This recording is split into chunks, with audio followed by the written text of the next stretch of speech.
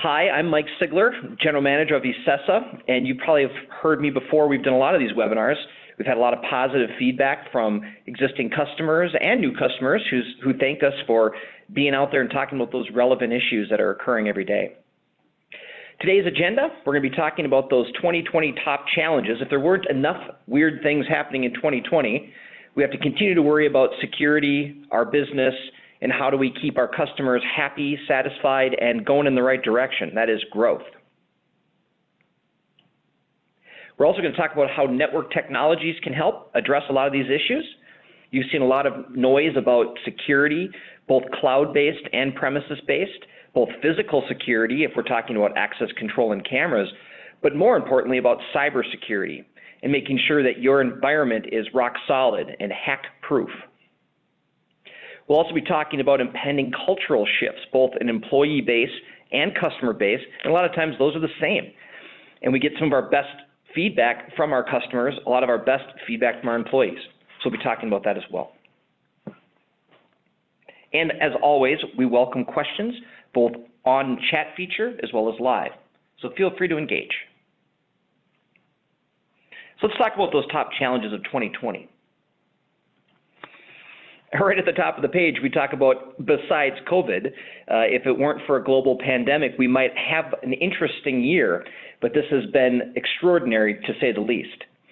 With COVID being our front and center issue for the first half of the year, most of us have been trying to figure out how to keep our businesses running as normally as possible, addressing customer needs, addressing emerging threats, and addressing changes in what our customers are looking for. We saw changes happening before COVID, during COVID, and now after COVID, or in the midst of being after COVID. At the top of that list are some macro shifts that we're seeing. First and foremost, we think about big tech companies like Apple, Google, Microsoft. Those folks have been the champions of changing the way that we interact with our world, both online and local. That goes hand in hand with banking expectations as well. We might be using some of those services for banking today. We might be using those cloud-based services today. We might be using some of those service chaining features like security, Active Directory, unified communications as a service, Team, Zoom, those types of things. That also has an impact both on internal operations and external operations. We've seen a lot of changes in expectations from customers. The good thing that Apple and Google and Microsoft have done have made technology easier to use, easier to adopt, and change how we live our lives, mostly for the better, not always. There are outages, there are brownouts, there are loss of service. But overall, customers have grabbed onto this changing world with both hands. And so we see people now expecting that kind of easy user interface, convenient, always on environments for everything we do, including things that are difficult like regulatory in banking. So we have to address those threats. So we thank those big tech companies, but we also have to step into those new challenges and gaps. Just like any business, we've got new entrants all the time with new business models and new techniques and sales pitches. That's no different for banks, where we have some of these new digital banks or these challenger banks. We have different kinds of funding capabilities. So we want to make sure that we're keeping an eye on not just what's changing in our legacy market, but what new entrants we're seeing as well. Digitization has been happening for 20 years. We've been updating our systems and taking on new technologies, so that digitization is only accelerating during this time. When we had to send people home working remotely almost overnight, we saw the need for that digitization immediately. Do we have the right VPNs we need for those employees working remotely? Do we have the right communication system so that they can actually talk to one another, share information easily, securely? The need for digitization is only going to increase, and it will continue to change. As new security requirements come out, we're going to want to adopt those as well, and they're more than likely going to be in the cloud, which means if we're not in the cloud or if we're transitioning to the cloud, we need to accelerate that activity. Another thing that hasn't changed are global regulations. They're only getting more complicated. taking more time to understand, more time to implement policies around, and most of the time requires an ecosystem to help. Typically, the first thing we do when we see a new regulation is we call our attorneys. We make sure that we get legal advice on how best to address these things. That's not going to change or stop. So the more opportunity we have to get out in front of those and to have an ecosystem of people that can help us and share best practices, the better off we'll be. Now, there are some good things around financial services with Fiserv, Jack Henry, and others that can really help us, but they still also add another layer of complexity to our network. So we want to make sure that we have all of the capability to address them as well. I mentioned earlier about the big tech and that user experience and expectations shift. That is absolutely front and center of that customer-centric approach. Customers want more of that cool, clean, easy to use, always on expectation. They have that need for that user experience. So that demand for that customer-centric fast delivery is incredibly critical. And to be able to deploy that and make sure that's always on and always up requires that you've thought ahead in terms of that network foundation and architecture. Do we have the right scalable cloud infrastructure to turn on new customers with the click of a button? Can the onboarding be as simple as a social security number and a telephone number and an email? How many more regulations do we have to review before we can decide to turn those on or off? There's a lot of interesting new things that are coming up in terms of bolt-on services for what you offer today. Can we add on more online payment systems? Can we add on more marketing types of fronts where we can integrate with our existing customers in a secure and personal way? That customer-centric, that customer-first approach needs to be in front of everything that we do, even though we have a business to run and regulations to meet and governments to satisfy. The last bullet could go on and on and on in terms of security, security, security, security. We've seen tons of threats emerging. So we have our basic spamming issues, we have our email security issues, we have multi-factor authentication issues. We have a lot of things to consider, and there's more demand on the CIO than ever to make sure that a business doesn't fail or be put to its knees because of a security breach or a hack. We've seen too many of these types of attacks, too many of these types of impacts to businesses. Banking is absolutely critical to have this front and center of the CIO journey. And here at Ecessa, we've worked with a lot of banks to make sure that we've passed through the different requirements, do penetration testing, do audits, if those are PCI or other audits, and happy to help with connecting the right people who have that expertise and can take care of those types of things. So security, security, security. Just a quick review there of all the 2020 challenges besides COVID-19. We have that big tech, macro change in expectations and user experience. We have the challenge of new entrants in the digital banking environment. We see the need for faster, accelerated digitalization for banks, getting on that digital journey faster, leveraging those tools and techniques that are going to speed your time to market and increase your customer satisfaction and user engagement. We see the increase in global regulations, complex, onerous, and we need to have people there to help us in an ecosystem to review them quickly and adapt to them. We see the need for that demand for customer-centric, customer-first, ease of use, fast delivery, always on, increased expectations, increased user experience requirements, driven by those macro changes, and of course, security.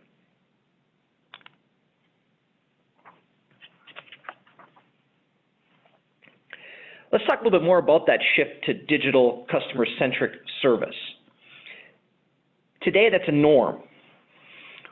We have the need from our different customers. We have need from our competitors. The landscape is constantly changing.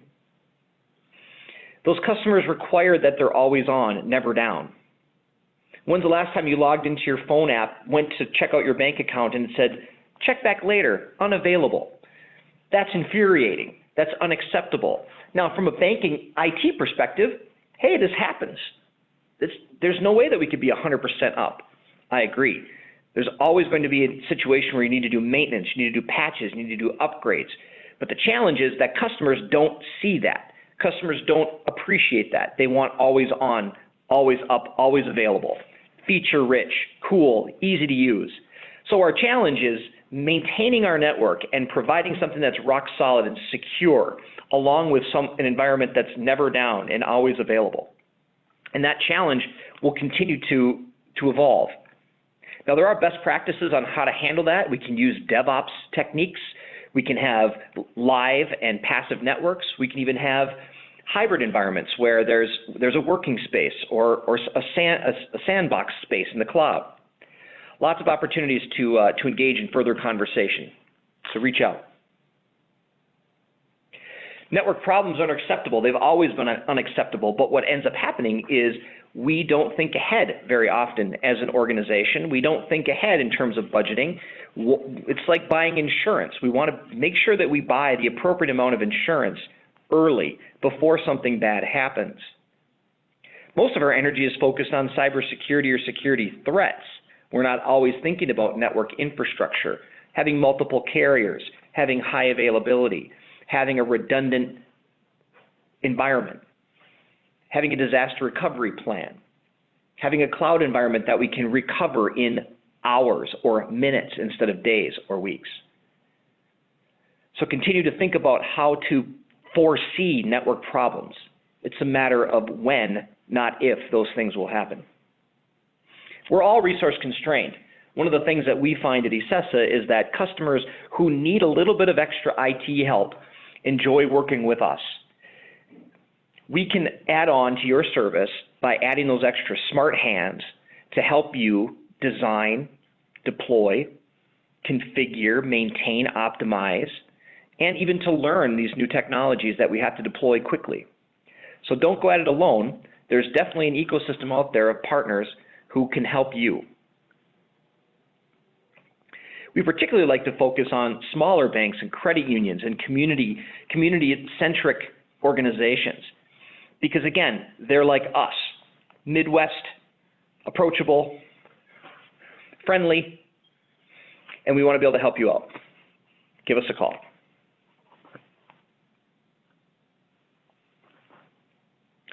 So how can technology help?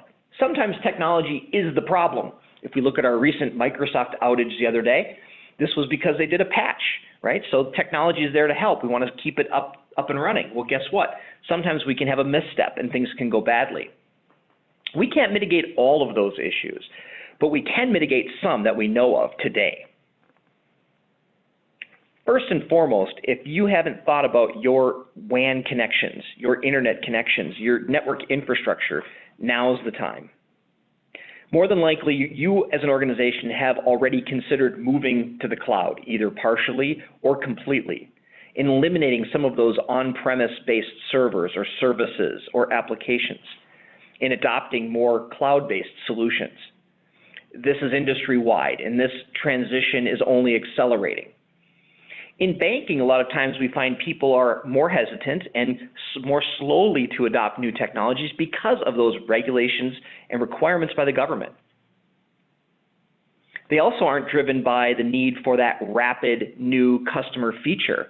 If I can cash my check, if I can log in and move my money around in my accounts, that's good enough. We're seeing that shift, though, change. With COVID, we've had to change many procedures and many policies, even including minimum deposits or minimum withdrawal requirements from an ATM. We're seeing macro shifts in those expectations of being able to do things remotely, being able to do things online, being able to do things electronically, including signing contracts and getting PDFs of those documents. So this change in digitization is only going to accelerate. And first and foremost, we have to make sure that we can stay connected to the internet, that we can stay connected to the cloud, we can stay connected to our services. How do we address this? Well, we leverage a technology called SD-WAN. software-defined wide area network. It is what it sounds like, software-defined, meaning that software is the heart of what makes this technology work. Instead of having hard-coded switches and routers with scripting languages on them that have to be manually programmed, have to have a very experienced IT professional log into them to tell them what the policies should be, SD-WAN is more user-friendly, is easier to change, dynamically changes with your environment, and can anticipate and address issues as they occur. And this is all because of software.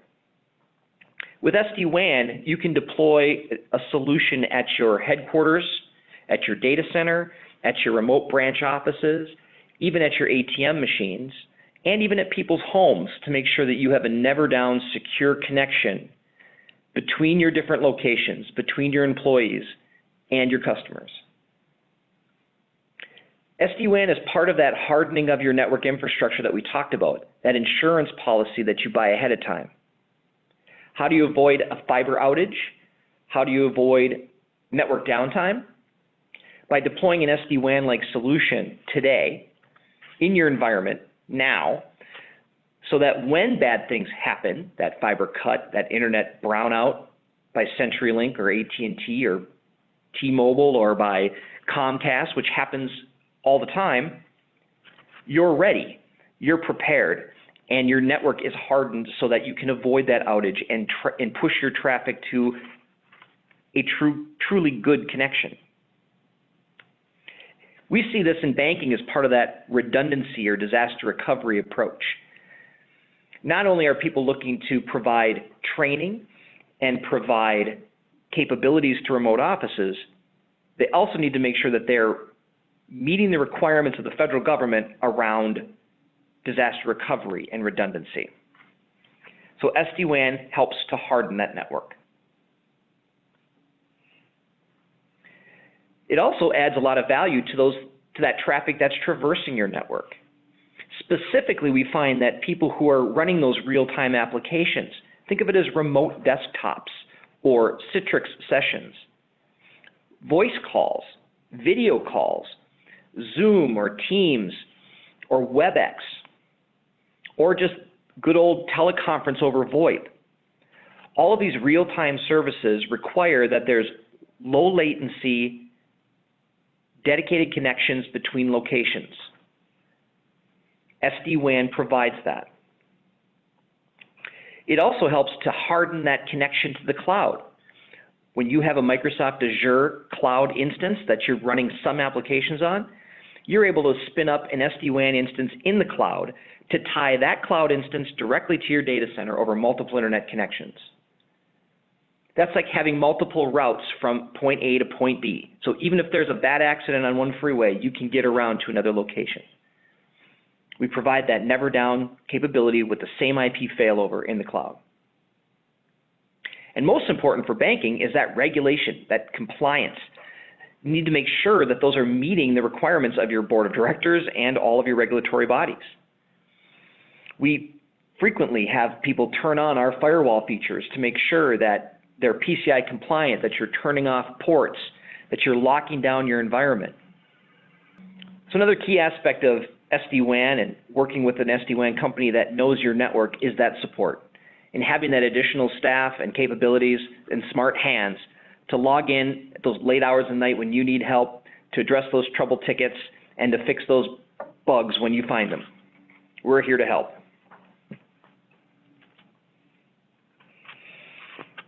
Now, we've talked a lot about SD-WAN and how it works generically, but what we want to do is talk more about how it works specifically for banks and credit unions and other financial institutions.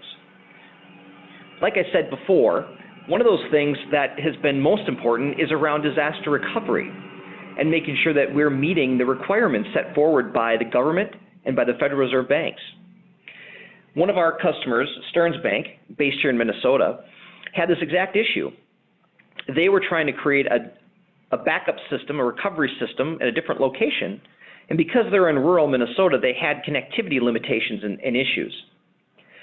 So they were currently using just straight DSL lines to try to connect two different locations, and they had very large files that they needed to replicate overnight. So the Stearns Bank example, we were able to install SD-WAN appliances at both their disaster recovery location and their headquarters to provide them that fast replication that was required by the federal government for their disaster recovery plans. So we essentially were able to take them from non-compliance to compliance by leveraging the SD-WAN technology. Now, we also solve a lot of other issues that aren't always attributed to SD-WAN. Some things simply as being able to add new bandwidth to branch offices or to headquarters. That doesn't seem like a very challenging thing to do. But if you think about having a single connection today and needing to add a second or maybe even a third connection for that increase in bandwidth, requires that you have an appliance and a service that's going to be actively monitoring those connections and pushing traffic down the appropriate connections at the appropriate time. So being able to load balance and to create session load balancing for those different connections is key to bringing new bandwidth into your environment. Avoiding outages is table stakes today, and that's what we've been doing for 18 years. But you need to be able to be monitoring that connection in real time, and if there is a brownout or a quick outage, we're steering traffic away from that outage so that you're creating that never down environment. Network congestion is everywhere, and the more that we have people downloading and streaming and playing music and watching videos and on Facebook, you're going to have spikes in the network usage that you weren't anticipating. And SD-WAN can also be used for that quality of service component where you are prioritizing your business critical traffic and you are throttling that non-important traffic. Budgeting is absolutely critical. We all know that during this global pandemic, we've all been financially impacted and we've had to make difficult decisions and cuts. Now, one of the things that SD-WAN can help with is actually reducing your overall IT spend on a monthly and annual basis.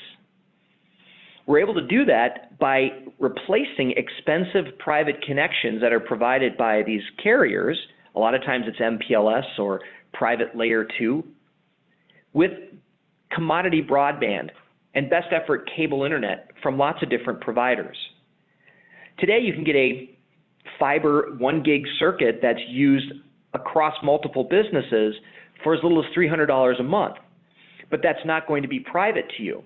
Well, with SD-WAN, you can overlay a tunnel within that and create the encryption end-to-end, which makes it look like a private MPLS circuit at a fraction of the cost, essentially freeing up critical budget for other projects and people. Cloud-based applications are all the rage and climbing and rising in adoption. As we talked about earlier, cloud strategy is going to be on your list of things to do. And SD-WAN can help make that secure and low latency and more resilient than a single internet connection can. We talked about regulatory and meeting those requirements with additional bandwidth, lower latency, faster file transfers, and the good old PCI test and penetration testing. Security concerns are addressed in a multitude of ways with SD-WAN, not just from encrypted tunnels where the endpoints are encrypted and the data in it is encrypted, but also around firewall features that are included in these products that can be deployed as either another layer of security at the edge of your network to augment or to complement your existing enterprise firewall system. We also see where people break up different traffic and send them to different levels of firewalls. Some commodity guest Wi-Fi traffic is filtered right at the edge at that branch office, while more important financial transactions are backhauled back to the corporate data center and run through a larger, more complicated solution. All of those options are available to you with SD-WAN in an architecture that deploys that multi-layered security at different locations.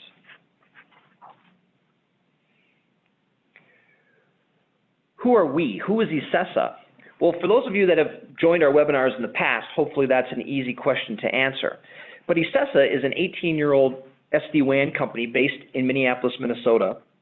We have been providing load balancing, failover, link aggregation, channel bonding solutions since the early 2000s. Like we talked about before, that whole concept of software-defined wide area networking really focuses around the software.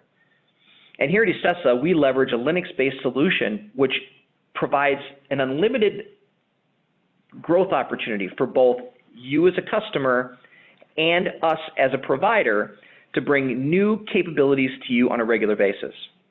For example, in 2019 and 2020, we've been able to add on both a Layer 7 firewall for you, as well as launch our Microsoft Azure private cloud instance available on the marketplace. Those two features were able to be added very quickly because of our architecture, because of the way that we support our software and support our environment. That's an advantage to you as things change, as things develop and new capabilities emerge. We're able to address them and deliver them faster to you than most other vendors. We've been around a long time and we have a lot of devices deployed around the world. So we have a proven, hardened solution that we can definitely leverage for you. And again, we're very proud of our technical support, all based here in the Midwest, all degreed engineers, and we take support very seriously. And you'll see in some of our case studies that it becomes the differentiator from our service from others, is who you pick up the phone and who you talk to when you need it most. Other exciting news is we were acquired in May of 2020 by Communication Systems, which is a Minnesota-based company offering complementary networking technologies, solutions, and services. So over the next months and weeks and years, we're going to be adding more capabilities and more bundles, and you'll see more value to work with Ecessa than ever before. Where does Ecessa sit? Well, today we like to sit at the edge of the network. We like to be the thing that sees the last thing that sees traffic and the first thing that sees traffic coming in and out of your network. So think of that network edge as being at your DMARC, where your carriers, your ISPs are handing off that connection to your network. We want to be that first interface. Now the benefit of that is we become that traffic cop. We become that unbiased referee of that traffic, and we can help prioritize where it goes. We can see where there's going to be challenges across the network, and we can avoid those outages. The other nice thing about the solution is that it plays nicely in your existing environment. So there's no need to rip and replace gear, no need to change IP addresses, and we can work well with your existing infrastructure, even if it does have legacy devices that are non-standard. All in all, we can integrate into any network with very little modifications, making it easy for you to deploy and maintain. Now, not all organizations are single site, not at all. Most of our customers have multiple sites, and that's the biggest benefit to our solution, is that we can integrate into any one of those networks, into any location, large or small, and we can stitch together any connectivity that you have, be it public, private. We work well with cellular, satellite, microwave, line of sight. We can essentially take any kind of communication technology and stitch it together to provide you the bandwidth that you need. The other benefit of our solution is that it's very flexible in terms of architecture.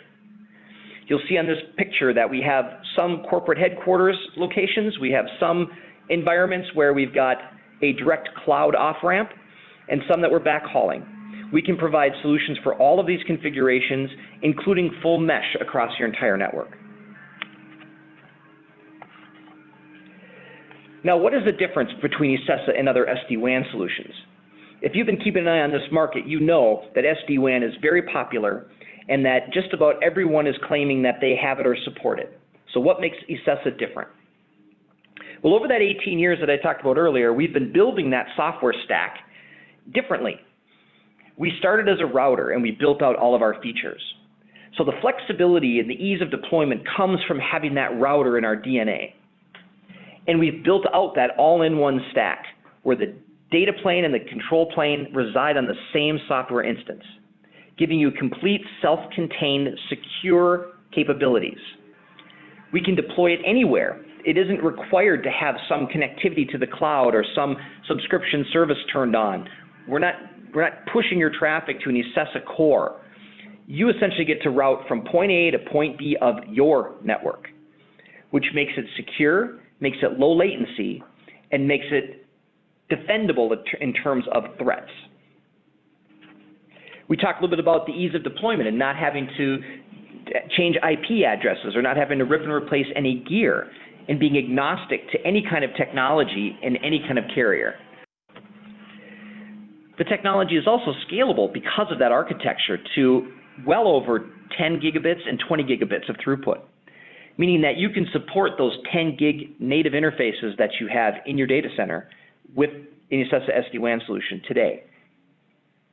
And also another important point is that we give customers full access to their environment, full read-write access. We're there to help you every step of the way, but we know that you want to be able to log in and make the changes that you want to make on your own, and we do not lock anyone out of that environment versus some of our competitors. Now, the other side of this coin is around our service. We guarantee deployments. Now, that is a big phrase, and that is tough to stand behind for a lot of companies, not with Ecessa. We guarantee success of our customers. That includes all of the preparatory work that people sometimes miss when you're deploying a new technology like SD-WAN into your production network environment. We take the time to learn your network, anticipate issues, design it out ahead of time, configure it for you, deploy it with you, and optimize it for you. We're there every step of the way. Because of that approach, that different deployment philosophy and technique and process, we've had incredible customer satisfaction, and we've had wonderful growth over the last 4 years. Everyone gets Tier 1 support, meaning when you call in, you don't get pushed through a chain of command. You talk to that degreed engineer who knows that product because we've built it. We are the OEM. And they can help you address any issue that you run into in real time. And that really blends in with that fully managed service that we provide. It's not just a box that you have to figure out. It is a partnership. It's a vendor that you want to work with. Now, don't just take it from me. We have banking customers today that are incredibly satisfied and welcome the reference in terms of using their name and logo and quotations. So please read through the different case studies that we have to hear from our customers directly. Hear it from them, not from us.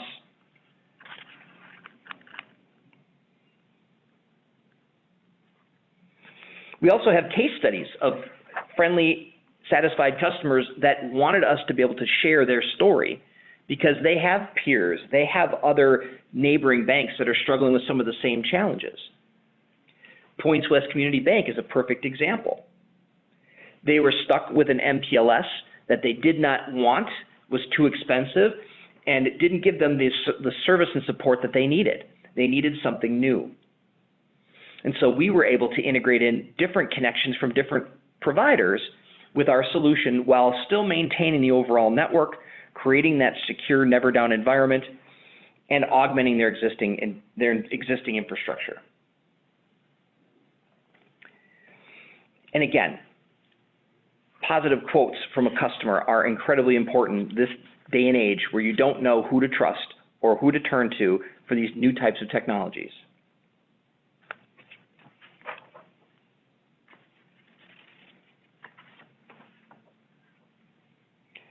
We talked a little bit earlier about the macro shift in customer expectations. And that cultural shift is both internal and external to our organizations, and we need to address it. Like I said earlier, a lot of our best ideas come from our employees or our customers. We want to be listening. And when we listen, what do we hear? We're hearing a lot of the same themes. That being, people demand fast, low latency, always on types of services from their banks. They want innovation. They want new business models. They want new approaches to the old way of doing things. Internally, we may want more secure, scalable, cost-effective architectures and solutions and applications. Why have an on-prem phone system that doesn't have voicemail to email or have that integrated UCaaS or chat feature when I can get it for $9.99 a seat from a third-party cloud service? What used to make perfect sense in the past can now be obsolete by cloud-based solutions, and we want to address those quickly. That cloud migration is a constant theme that we hear across industries, and specifically banking, where we took great pride in supporting our own applications and hosting our own services. Today, those are rapidly being deployed in AWS, in Azure, in Google Compute. And we want to have a plan for that, at least a plan for a hybrid environment where we have a backup locally and we have a cloud-based solution today. Those cultural shifts in how we think about new technology, how we experiment with new technology, and how we find the vendors that we can trust to guide us to that new technology are shifting things that are occurring today, and we need to be paying attention to them. I want to thank you very much for joining today. We know that your time is very valuable, and you get to choose where you want to spend it, and thank you for spending it with us.